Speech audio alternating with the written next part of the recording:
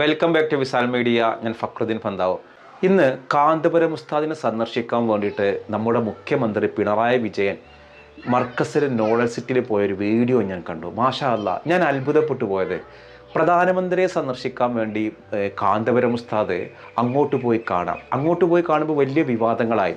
ഇവിടെ നമ്മുടെ ഭരണാധികാരി, നമ്മുടെ മുഖ്യമന്ത്രി ഉസ്താദിനെ കാണാൻ ഇങ്ങോട്ട് വരാം. അള്ളാഹു ചില ആളുകൾക്ക് ചില ബഹുമാനങ്ങൾ കൊടുക്കും, ചില ആദരവുകൾ കൊടുക്കും.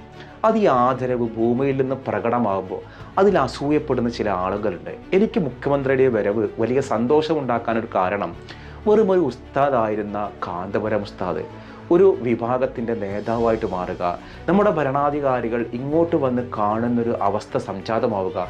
അള്ളാഹു കൊടുക്കുന്ന അനുഗ്രഹം നോക്ക്, ഭൗതികമായൊരു അനുഗ്രഹം.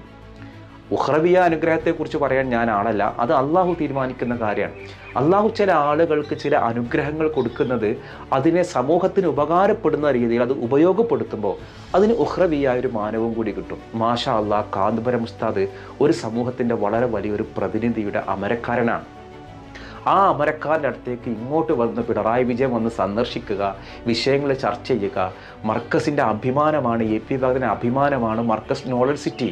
അവിടെ വന്ന് ജാമിഅൽ ഫത്ത് വന്ന് സന്ദർശിക്കുക. മാഷാ അല്ലാഹ്, ഈ കാഴ്ച ഒരു സന്തോഷിക്കുന്ന ഒരാൾക്ക് ഒരു സന്തോഷം ഉണ്ടാക്കും, അസൂയുള്ള ആളുകളുടെ ഉള്ളിൽ വലിയ അസ്വസ്ഥത ഉണ്ടാക്കും. ഇപ്പോൾ കഴിഞ്ഞ ദിവസമാണ് മർക്കസിൻ്റെ കീഴിലുള്ള ഈ യൂനാനി മെഡിക്കൽ കോളേജിന് നമ്മുടെ ഗവൺമെൻറ് എയ്ഡഡ് അംഗീകാരം കൊടുത്തത്. എയ്ഡഡ് അംഗീകാരം കൊടുത്തപ്പോൾ ഭയങ്കര ചൊറിച്ചിലും കൂട്ടക്കരച്ചിലുമായിരുന്നു. ഇനി സർക്കാർ സ്വന്തം കാശിൽ നിന്ന് ശമ്പളം കൊടുക്കേണ്ടേ? സർക്കാർ ശമ്പളം കൊടുക്കേണ്ട ഒരുപാട് കാര്യങ്ങളുണ്ടല്ലോ. അപ്പോൾ ഇതൊരു മർക്കസിൻ്റെ ഒരു യൂനാനി മെഡിക്കൽ കോളേജിന് മാത്രം ശമ്പളം കൊടുക്കുമ്പോൾ മാത്രമാണോ പ്രശ്നമുള്ളത്? കേരളത്തിലെ ഏക മെഡിക്കൽ കോളേജാണ് മർക്കസിന് കീഴിലുള്ള യൂനാനി മെഡിക്കൽ കോളേജ്. 2010 തോന്നുന്നതിൽ പ്രവേശനം തുടങ്ങിയിട്ടുള്ളത്. നീറ്റ് വഴിയൊക്കെയാണ് ആളുകൾ പ്രവേശനത്തിന് വരാറ്, പഠിക്കാൻ വരാറ്. അതിനൊരു സർക്കാർ ഏഴ് പദവി കൊടുക്കുന്നു എന്ന് പറയുമ്പോൾ അത് സർക്കാരിന് ശമ്പളം കൊടുക്കുന്നു, അതൊരു നല്ല കോളേജായിട്ട് മാറുന്നു എന്നുള്ളതാണ്. അതിന് പോസിറ്റീവായിട്ടല്ലേ കാണേണ്ടത്. അപ്പോൾ എന്നെ സംബന്ധിച്ചിടത്തോളം ഞാൻ എ പിക്കാരൻ്റെ ആളോതൊന്നുമല്ല. ഇത് കണ്ടിട്ട് ഇയാൾ എന്തോ കാന്തപുരം ഉസ്താദിനെ പുകഴ്ത്തി പറയാൻ കാശ് വാങ്ങിയിട്ടുള്ള ആളാണോ, അല്ലെങ്കിൽ ഇതിൻ്റെ അദ്ദേഹത്തിൻ്റെ കാന്തപുരം ഉസ്താദിൻ്റെ ഒരാളുമല്ല. പക്ഷേ ഇതൊരു വലിയ സന്തോഷം നൽകുന്ന കാര്യം. എനിക്ക് രണ്ട് സന്തോഷം തോന്നിയത്, ഒന്ന് ആ യൂനാനി മെഡിക്കൽ കോളേജിൽ, കാരണം എൻ്റെ പല സുഹൃത്തുക്കളും അവിടെ നിന്ന് യൂനാനി കോഴ്സ് പാസ്സായ ആളുകളാണ്. അപ്പോഴൊക്കെ ഞാൻ വിചാരിക്കലുണ്ട്, ഇത്രയും നല്ലൊരു സ്ഥാപനത്തിനൊരു സർക്കാർ അംഗീകാരം കൂടി കിട്ടിയിരുന്നെങ്കിൽ എന്ന് പേഴ്സണലി നമ്മൾ ചിന്തിക്കലുണ്ട്. ഇപ്പോൾ അത് വൈകിയ വേളയിലാണെങ്കിലും അത് കിട്ടി. ചില ആൾക്കാർ പറഞ്ഞ് തെരഞ്ഞെടുപ്പ് ഇഷ്ടം ആയിരിക്കാം, അല്ലായിരിക്കാം.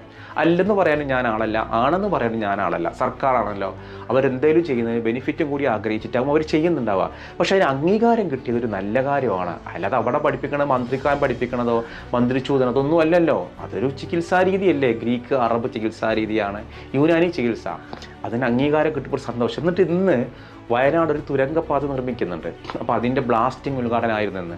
അത് വന്ന മുഖ്യമന്ത്രിയാണ് കാന്തപുരം ഉസ്താദിനെ സന്ദർശിക്കാൻ വേണ്ടി അങ്ങോട്ട് പോയത്. ഞാൻ അതിന് കണ്ടുന്നൊരു മാനം, വെറുമൊരു പള്ളിയുടെ മൂലയിൽ ഒതുങ്ങിക്കൂടേണ്ടിയിരുന്ന ഒരു ഉസ്താദ് എങ്ങനെയാണ് കേരളത്തിൻ്റെ മുഖ്യമന്ത്രി പോലും ഇങ്ങോട്ട് വന്ന് കാണാൻ മാത്രം അള്ളാഹു അദ്ദേഹത്തിന് ഇസ്സത്ത് കൊടുത്തിട്ടുണ്ടാവുക എന്നുള്ളതാണ്. അതാണ് ചില ആളുകൾക്ക് അള്ളാഹു കൊടുക്കുന്ന ചില മാനങ്ങൾ, ചില പ്രത്യേക സ്ഥാനമാനങ്ങൾ. അതിന് നമ്മൾ അസൂയപ്പെടല്ല വേണ്ടത്, മറിച്ച് നമ്മൾ അതിനെ അക്സെപ്റ്റ് ചെയ്യാൻ ശ്രമിക്കുക, അതിനെ നമ്മൾ അപ്രിഷ്യേറ്റ് ചെയ്യാൻ വേണ്ടത്. പക്ഷെ നിർഭാഗ്യവശാൽ സോഷ്യൽ മീഡിയയിലൊക്കെ ഇതൊക്കെ ഒരു തെരഞ്ഞെടുപ്പ് സ്റ്റണ്ടായിട്ടും മറ്റും കാണിക്കാം. പ്രധാനമന്ത്രി നരേന്ദ്രമോദിയെ കാണാൻ പോയി നമ്മുടെ കാന്തപുരം ഉസ്താദ്. അപ്പോൾ ആളുകളൊക്കെ അവിടെ നിന്ന് വന്നിട്ട് ഇന്ത്യയിലെ മുസ്ലിങ്ങൾക്ക് പ്രശ്നങ്ങളൊന്നും ഇല്ല എന്ന് ഉസ്താദ് പറഞ്ഞത് വലിയ വിവാദമായി.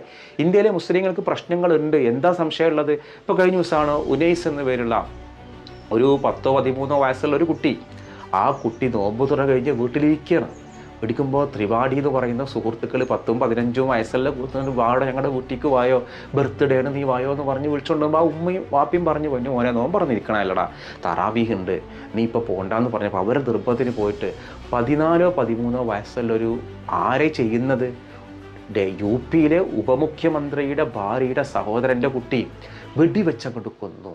വെടിവെച്ച് കൊണ്ട് ആ ഉപ്പ നിലവിളിച്ചുകൊണ്ട് കരയാണ്. കരഞ്ഞിട്ട് ചോദിക്കുകയാണ്, എൻ്റെ മകനെ വെടിവെച്ച് വന്നിട്ട് ആർക്കും ഒരു പ്രശ്നമില്ല, കുറ്റവാളികളുടെ വീട്ടിലേക്ക് ബുൾഡോസർ പോണില്ല. ഇതൊരു മുസ്ലിം ചെയ്തിക്കണമെങ്കിൽ അവൻ്റെ വീട് തകർന്നിട്ടുണ്ടാവില്ലേ? അപ്പോൾ ഇവിടെ ഒരു വർഗീയത ഉള്ള ഒരു കാലമാണ്. ഇവിടെ ഗംഭീരമായ വർഗീയത ഉണ്ട്. ആ ഒരു മുസ്ലിം കുട്ടീനെ വിളിച്ചു കൊണ്ടുപോയിട്ട് അബദ്ധത്തിൽ കൊന്നതാണോ? അപ്പോൾ ആ കുട്ടിയുടെ ഉള്ളിലൊക്കെ മുസ്ലിങ്ങളോടുള്ളൊരു വിരോധം എത്രത്തോളം ഉണ്ട്. ഇത് നമ്മുടെ രാജ്യത്തിൽ കഴിഞ്ഞ ദിവസം നടന്നൊരു സംഭവമാണ് ഞാൻ പറയുന്നത്. അപ്പോൾ ഇവിടെ വർഗീയതയും ഇവിടെ പ്രശ്നങ്ങളും ഉണ്ട്. പക്ഷെ ഒരു പൊതുരംഗത്ത് വന്നിട്ട് ഉസ്താദ് പറയാണെന്ത് ഒന്നും ഇല്ലെന്ന് പറയുന്നത്. അപ്പോൾ പോലും നമ്മൾ ഇത്തരം പ്രശ്നങ്ങൾ നമ്മൾ കാണാതിരുന്നുകൂടാ. ഇവിടെ ഒരുപാട് പ്രശ്നങ്ങളുണ്ട്. മുസ്ലിമാണോ, ഹോട്ടൽ റൂം കിട്ടൂല, ഒരുപാട് പ്രശ്നങ്ങൾ. ഇത് ഇന്ത്യയിൽ എല്ലായിടത്തും ഉണ്ട്. കേരളത്തിൽ ഇല്ലയെന്ന് കരുതിയിട്ട് നമ്മൾ ഇല്ലെന്ന് പറഞ്ഞ് ശരി കാര്യമില്ലല്ലോ. അപ്പോൾ എന്തായാലും കാന്തപുരം ഉസ്താദിനെ ഇങ്ങോട്ട് കാണാൻ വന്ന മുഖ്യമന്ത്രി പിണറായി വിജയൻ, ഇതൊക്കെ ഒരു അള്ളാഹു ഭൂമിയിൽ കൊടുക്കുന്ന ചില അനുഗ്രഹങ്ങളാണ്. അതിൽ അസൂയപ്പെട്ടിട്ട് കാര്യങ്ങളൊന്നും ഇല്ല എന്നുള്ളതാണ്. അപ്പോൾ നിങ്ങൾക്കിത് പറയുമ്പോൾ തോന്നും ഇയാൾ എന്തിനാണ് ഇപ്പോൾ ഈ കാര്യം സംസാരിക്കുന്നത്, അതിപ്പോൾ ഇയാൾക്ക് എന്തെങ്കിലും മറ്റ് ഒരു താല്പര്യങ്ങളോ ഇല്ല. വിമർശിക്കേണ്ടതാണെങ്കിൽ നമ്മൾ വിമർശിക്കും, തുറന്നു പറയേണ്ടതാണെങ്കിൽ തുറന്നു പറയും, അംഗീകരിക്കേണ്ടതാണെങ്കിൽ അംഗീകരിക്കും. ഏതായാലും അള്ളാഹു കൊടുത്തൊരു ഇസ്സത്ത് തന്നെയാണ് അത്. കാന്തപുരം അള്ളാഹു ദീർഘായുസ് കൊടുക്കട്ടെ എന്ന് പ്രാർത്ഥിക്കാം നമുക്ക്. അപ്പോൾ ഇൻഷാ അല്ലാഹ് കൂട്ടത്തിൽ നമ്മുടെ ഖുർആൻ മത്സരമുണ്ട്. അത് മത്സരത്തിൽ നമുക്കൊന്ന് പരിചയപ്പെടാം. മലപ്പുറത്ത് നിന്നുള്ള ഫാത്തിമ ഹനിയ, 12 വയസ്സാണ് കുട്ടിയുടെ പ്രായം.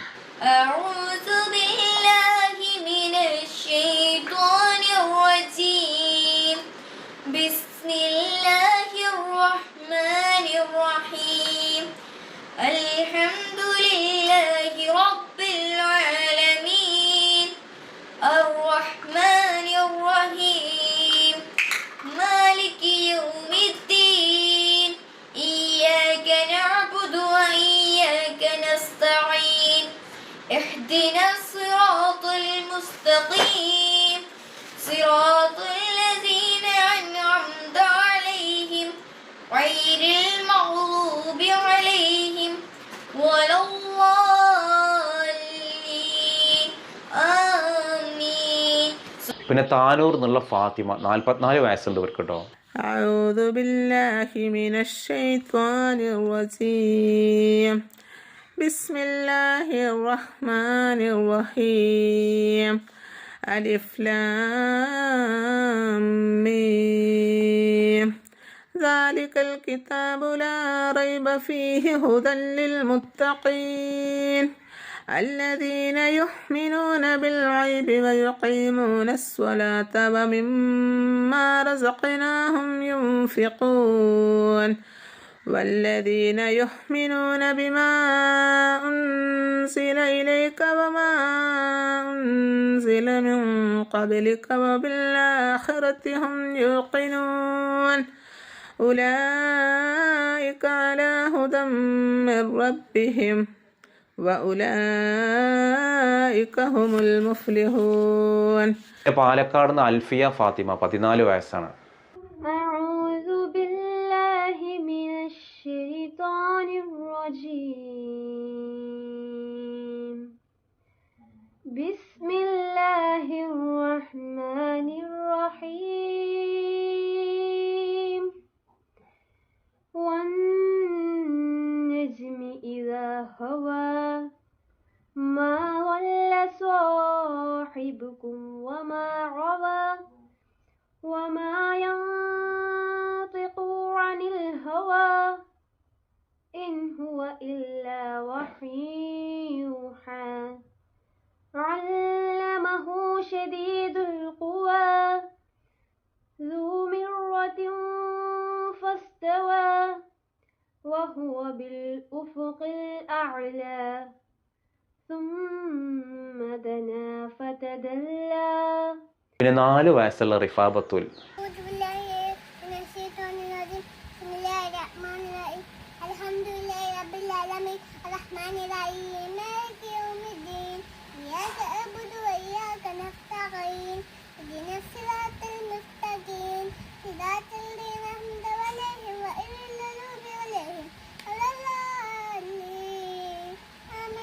ഈ കുട്ടി ഉഷാറായില്ല, അടിപൊളിയായി. കാസർഗോഡ് നിന്നുള്ള 5 വയസ്സുള്ള ആയിഷ ഹയ. My name is Aisha Haya. أعوذ بالله من الشيطان الرجيم بسم الله الرحمن الرحيم ويل لكل همزة لمزة الذي جمع مالا وعدده يحسب أن